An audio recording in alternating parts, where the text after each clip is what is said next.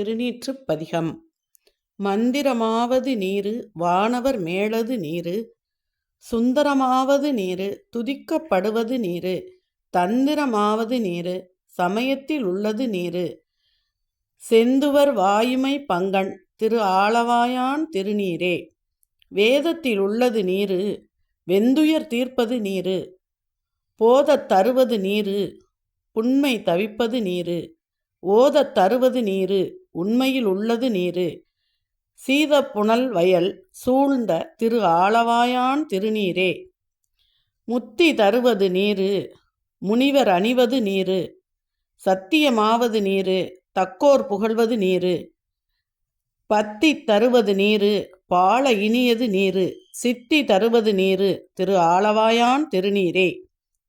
காண இனியது நீரு கவினை தருவது நீரு, பேணி அணிபவர்க்கெல்லாம் பெருமை கொடுப்பது நீரு, மானன் தகையது நீரு மதியை தருவது நீரு, சேனன் தருவது நீரு திரு ஆலவாயான் திருநீரே. பூச இனியது நீரு புண்ணியமாவது நீரு, பேச இனியது நீரு பெருந்தவத்தோர்க்கெல்லாம் ஆசை கெடுப்பது நீரு, அந்தமாவது நீரு, தேசம் புகழ்வது நீரு திரு ஆலவாயான் திருநீரே. அருந்த மாதவது நீரு அவளம் அறுப்பது நீரு, வருத்தம் தணிப்பது நீரு வானம் அளிப்பது நீரு, பொருத்தமாவது நீரு புண்ணியர் பூசும் வெந்நீரு, திருத்தரு மாளிகை சூழ்ந்த திரு ஆலவாயான் திருநீரே. எயில அட்டது நீரு இருமைக்கமுள்ளது நீரு, பயிலப்படுவது நீரு பாக்கியமாவது நீரு, துகிலை தடுப்பது நீரு சுத்தமாவது நீரு, அயிலை பொழிதரு சூழ ஆலவாயான் திருநீரே. ராவணன் மேலது நீரு எண்ணத் தகுவது நீரு, பராவணமாவது நீரு பாவம் அறுப்பது நீரு, தராவணமாவது நீரு தத்துவமாவது நீரு, அராவணங்குன் திருமேனி ஆலவாயான் திரு நீரே.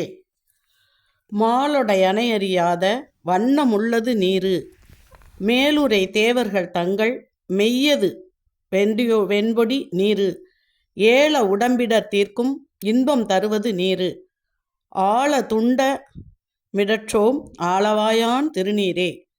குண்டிகை கையர்களோடு சாக்கியர் கூட்டமும் கூட கண்டிகை பிடிப்பது நீரு கருத இனியது நீரு, எண்டிசைப்பட பொருளாளர் ஏந்தத் தகையது நீரு, அண்டத்தவர் பணிந்தேத்தும் ஆலவாயான் திருநீரே.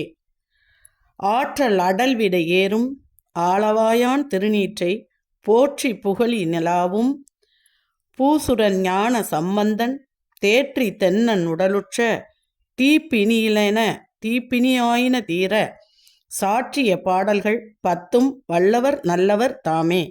அதாவது இந்த பாடலை கேட்டாலும் சரி, திருநீற்றுப்பதிகம் பொதுவாகவே நம்ம சொல்லுவோம், திருநீரில் மருந்திருக்கு தெரியுமா அப்படின்னு சொல்லிட்டு, அதை தினமணிந்தால் புகழிருக்கு புரியுமான்னு. அதுபோல் அதில் இந்த சிவனுக்கு உள்ள திருநீர் அபிஷேகத்தை பார்த்து அந்த திருநீரை வாங்கி நம்ம நெற்றியில் இற்றாவே நோய் உள்ளவங்களுக்கெல்லாம் உடனே தீந்துடும். எப்படிப்பட்ட நோய் உள்ளவங்களுக்கும் அந்த சிவன் கோயிலில் போய் 90 வாங்கிட்டு வந்து பூசினோன்னா நிச்சயமாக வியாதி தீந்துடும்.